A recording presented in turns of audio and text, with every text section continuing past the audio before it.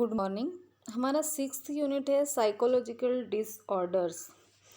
Psychological disorders होते क्या है? आपने कभी इसके बारे में सोचा है? ऐसे मतलब सोसाइटी में उतनी अवेयरनेस वैसे भी उसके बारे में है नहीं, और इन जनरल लोग हाँ वो पागल है, उसका दिमाग ख़राब है, वो थोड़ा सा कम दिमाग है, इस तरह से हम बातें करते कि। और या फिर एक और टेंडेंसी है हमारी सोसाइटी में कि अगर किसी को थोड़े सीवियर टाइप के साइकोटिक डिसऑर्डर्स हों तो उसके ऊपर कुछ है, कोई जादू है, कोई शय है, कोई आसाब है, जादू टोना, तावीज़, ये वो इस तरह की चीज़ें के लिए जाते हैं, मतलब अंधश्रद्धा और बहुत सारी चीज़ें।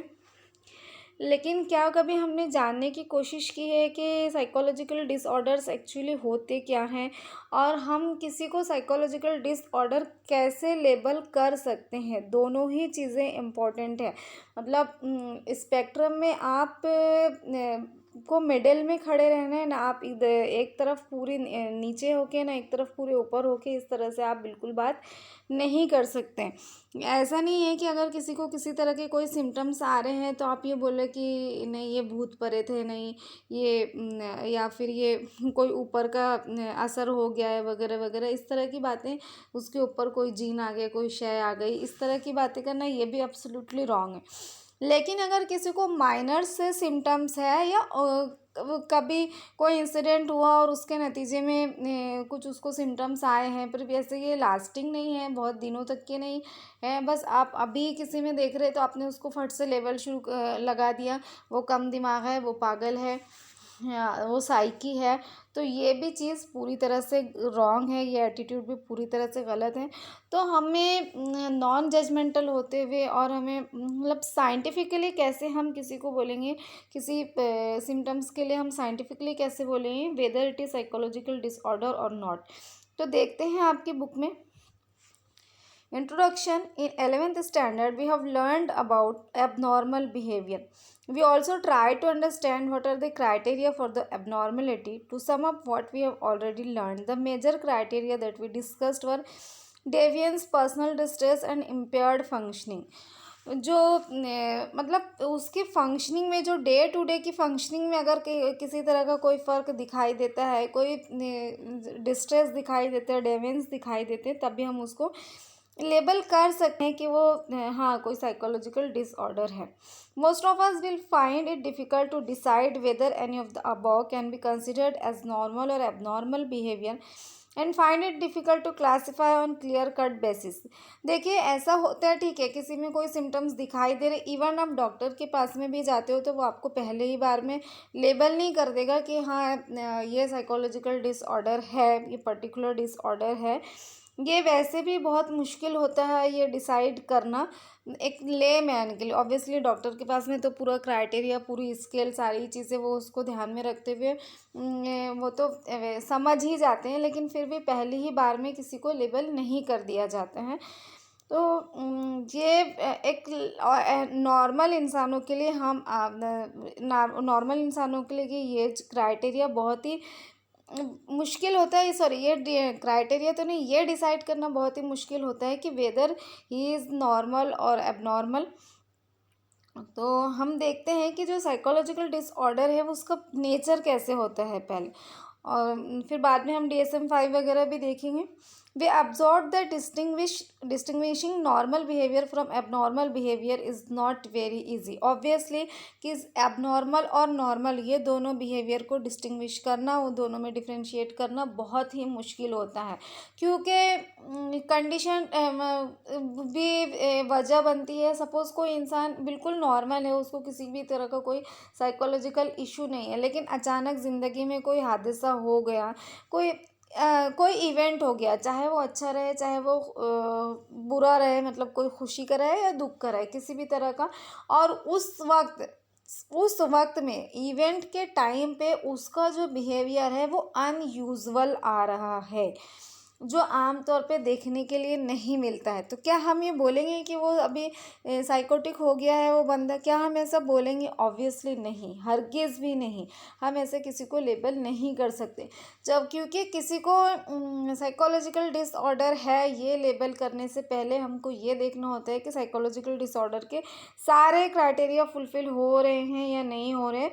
वो जो साइकोलॉजिकल डिसऑर्डर की स्केल है वो उस पे कहाँ खड़ा है वो।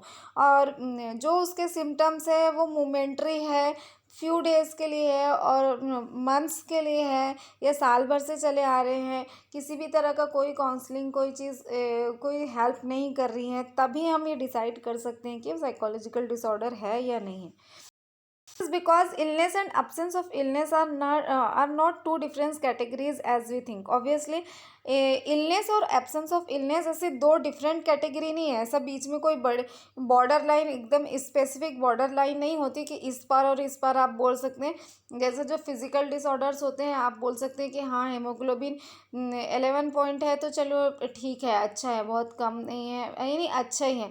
लेकिन अगर 8 है 7 है तो फिर आप बोलते हैं कि नहीं उसको एचबी की कमी है, उसको हेमोग्लोबिन की कमी है, खून की कमी है। ऐसे किसी भी तरह के मतलब जो फिजिकल डिसऑर्डर्स होते हैं उसकी में आप नंबर्स के बेसिस पे आप बोल सकते हैं कि वो इंसान को ये बीमारी है या ये बीमारी नहीं है। लेकिन जो साइकोलॉजिकल इलनेस है वो इलनेस है या इलनेस नहीं है, इसके लिए कोई बॉर्डर लाइन या कोई ऐसी कैटेगरी नहीं है। According to the mental health continuum model, Keys 2002, there are two opposite poles of the same continuum sequence in which two adjacent points are not clearly different from each other. जो दो to opposite pole होते हैं एक continuum के, उसके जो दोनों side होते हैं वो एक दूसरे से बहुत मतलब ऐसे क्लियरली आप उसको डिफ्रेंशिएट नहीं कर पाते। An individual can be on any point at one particular time and we keep shifting our position on it as our situations improve or deteriorate. एक इंडिविजुअल यही जो मैंने बताया कि नॉर्मल सिचुएशन में वो बहुत अच्छा हो सकता है, लेकिन समटाइम्स ऐसा हो कि उसका बिहेवियर ऐसा भी हो सकता है कि हाँ सिचुएशन कोई बहुत ज़्यादा अबनॉर्मल नहीं अनयूजुअल नहीं है, लेकिन उसके बावजूद उसका बिहेवियर बहुत अनयूजुअल आ रहा है, ऐसा एक परफेक्टली नॉर्मल इंसान के लिए भी पॉसिबल है। तो चाहे वो इम्प्रूवमेंट की तरफ हो या डिटोरिएट की तरफ हो, दोनों ही हो सकता है कि कोई इंसान मतलब कोई इंसान बहुत गुस्से का तेज़ है लेकिन अभी वो बहुत कामली बिहेव करने लगा, बहुत कामली रिस्पॉन्स करने लगा, तो ये सिचुएशन में उस इम्प्रूवमेंट दिखाई दे रहे हैं। और कोई इंसान अचानक से बहुत ज़ोर से चिल्ला रहा है, अचानक से कुछ उल्टी सीधी बातें कर रहा है या लोगों पे शक कर रहा है तो वो मेरे बारे में गलत सोचते हैं या वो मुझे नुकसान पहुंचाना चाहते हैं, ऐसे पैरानॉइड थिंकिंग आपको दिखाई दे रही है। लेकिन फिर भी आप इस तरह से सामने से दिखने के बावजूद भी आप उसको ऐसे इमीडिएट लेबल नहीं कर सकते। For convenience of better understanding, let us mark on this continuum 4 stages. Let us study this with the help of following diagram. तो ये जो कंटिन्यूम है जिस पे ये कहा जा सकता है कि कोई जिस पर हम ये डिसाइड करें कि कौन सा इंसान हेल्दी है कौन सा नहीं है, तो इसको 4 स्टेजेस में हम डिवाइड करेंगे अच्छे से समझने के लिए। स्टेज 1 एक्सट्रीमली हेल्दी, कोई भी साइकोलॉजिकल इशू नहीं है। स्टेज 2 मॉडरेटली हेल्दी, मतलब ठीक है हेल्दी है लेकिन समटाइम्स उसको बिहेवियरल प्रॉब्लम्स आते हैं।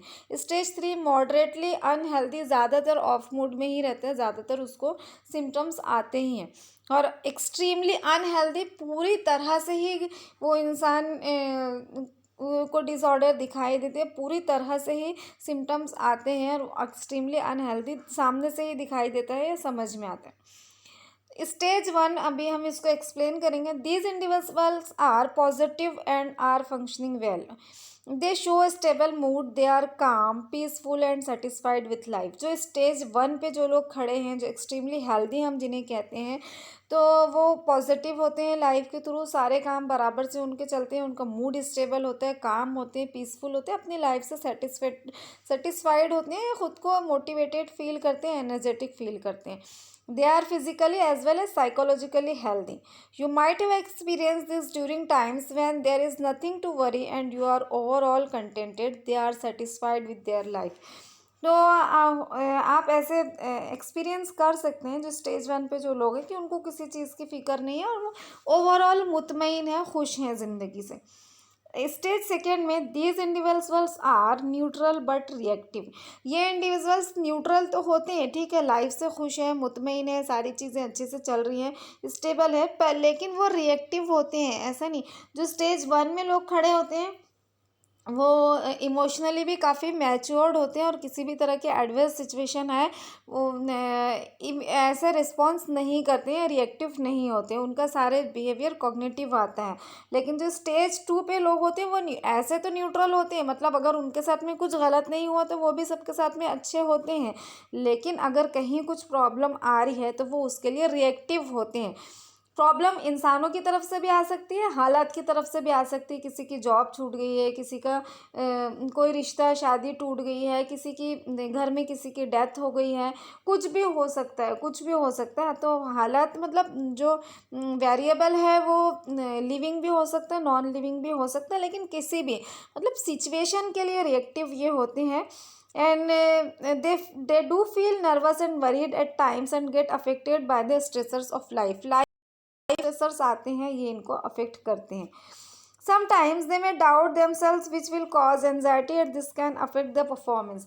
और समटाइम्स ये अपने ऊपर शक करने लगते हैं खुद पे, मतलब सेल्फ कॉन्फिडेंस की कमी होने लगती है, सेल्फ डाउट इनको होता है कि वो सही से काम नहीं कर पा रहे हैं या उनके अंदर कहीं कोई कमी है वगैरह वगैरह। इस तरह एक बेचैनी, एक एनजाइटी इनके अंदर होती है। जो स्टेज टू में जो मॉडरेटली हेल्दी है लोग, they may feel tired soon and may lack energy. जल्दी ही ये लोग थक जाते हैं और इनको एनर्जी की कमी लगती है।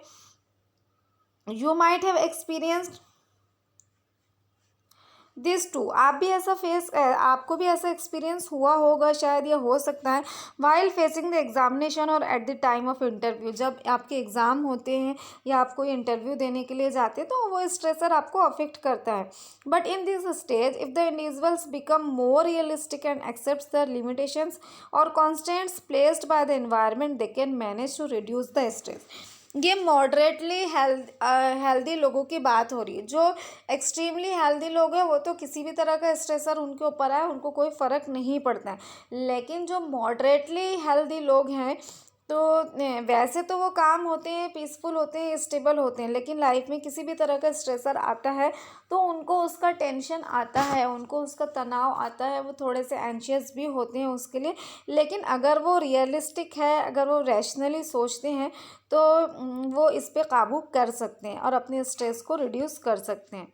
At the same time, following a healthy diet and a healthy lifestyle with adequate rest and by engaging in more social activities, it is possible to push themselves back more towards positive, healthy functioning.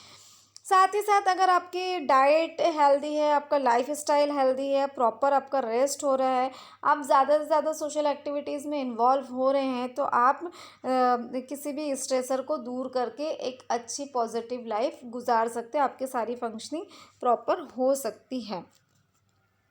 Stage third जो moderately unhealthy लोग हैं, when the individuals are at the point of stage 3 they show signs of psychological damage and they are moderately ill। Psychological damage इनके अंदर दिखाई देते हैं, negative feeling होती है, सैडनेस दिखाई देती है, छोटी छोटी बातों पे ये चिढ़ जाते हैं, इरिटेट होते हैं, उदास रहते हैं। They may lack motivation to take up new challenges. इनके अंदर मोटिवेशन नहीं होता नए चैलेंजेस को, जो चीज़ें आसानी से होती है ये वो करते हैं, अदरवाइज ये छोड़ देते हैं। Sometimes they feel overall apathy and feel tired even while completing their daily routine or work। और बहुत बार ऐसा होता है ये अपने ऊपर ही तरस खाने लगते हैं और वो अपनी जो डेली उनकी रूटीन होती है ये उससे थक जाते हैं। Their relationships may get strained and they may even turn toward drug abuse और अल्कोहल। जो मॉडरेटली अनहेल्दी लोग हैं इनके रिलेशनशिप किसी का भी, बच्चों के साथ रिलेशनशिप, स्पाउस का रिलेशनशिप, कलीग्स के साथ में रिलेशनशिप, इनके जो रिलेशन होते हैं वो स्ट्रेंड हो सकते हैं, उसमें खिंचाव, उसमें तनाव हो सकता है, होता है जो मॉडरेटली अनहेल्दी होते हैं। हो सकता नहीं, होता ही है जो मॉडरेटली अनहेल्दी पीपल होते हैं और उसके नतीजे में मतलब सुकून पाने के लिए, खुशी की तलाश में ये अल्कोहल या ड्रग एब्यूज़ की तरफ बढ़ते हैं। Though they show clear signs of mental illness, they may still be productive productive and functioning properly.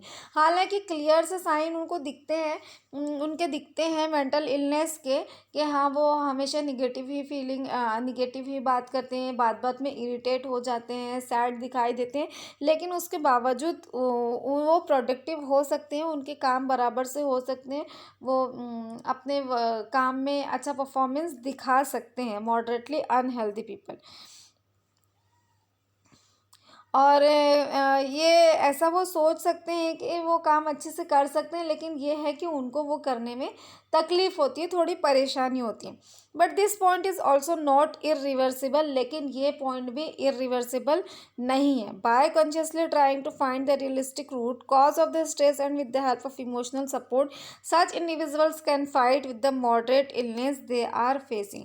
हाँ, लेकिन अगर उनको प्रॉपर काउंसलिंग मिलती है, रियलिस्टिक रूट है और इमोशनल सपोर्ट मिलता है, तो वो इस इलनेस से फाइट कर सकते हैं। They can get emotional support either from family and friends, और at times they may need professional help. ये अगर कोई मॉडरेटली अनहेल्दी है कि हमेशा ही निगेटिव उसको थॉट आ रहे हैं, हमेशा ही वो सैड रहता है, उसको कोई भी काम पूरा करने में, हालांकि उसके अंदर एबिलिटी है, कोई भी काम पूरा करने की उसके अंदर सलाहियत, उसमें काबिलियत है, लेकिन वो उसको मुश्किल लगता है, या वो उसको ऐसा लगता हो कि वो ऐसा नहीं कर सकता, उसको खुद पे भरोसा नहीं होता, लैक ऑफ मोटिवेशन होता है, लैक ऑफ एनर्जी होती है, टायर्डनेस फील होती है, तो अकेलापन फ़ील होता है। तो ये सारी चीज़ों में अगर वो उसको फैमिली की तरफ से या वो प्रोफेशनल हेल्प अगर उसको मिलती है, तो वो इन सब चीज़ों से फाइट कर सकता है और सरवाइव कर सकता है। जो फोर्थ स्टेज है एक्सट्रीमली अनहेल्दी, ये क्लियर साइन होते हैं मेजर साइकोलॉजिकल डिसऑर्डर के। दे show extreme distress and impairment in all three areas of functioning. जो तीनों ही एरिया हैं आपके फंक्शनिंग के, मेंटल इमोशनल एंड सोशल, ये सारे ही इम्पेयर्ड होते हैं, सब में ही फ्लॉ दिखाई देता है।